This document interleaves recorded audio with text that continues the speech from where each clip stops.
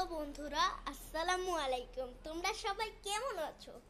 আজকে আমরা মেয়েদের জীবন চক্র নিয়ে কথা বলবো।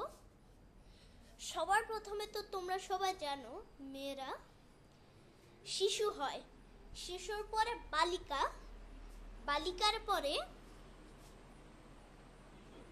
কিশোরী, কিশোরীর পরে যুবকী, যুবকীর পরে প্রাপ্তবয়স্কা, তারপরে মধ্যবয়স্কা, তারপরে বৃদ্ধা, তারপরে প্রৌঢ়। তোমরা সবাই ভালো থেকো। আর আর আমার দাদির চ্যানেলে তোমরা লাইক, সাবস্ক্রাইব আর নোটিফিকেশনটা অন করে দিও, আর বেল আইকনটি অন করে দিও। তাহলে তোমরা সবাই ভালো থেকো।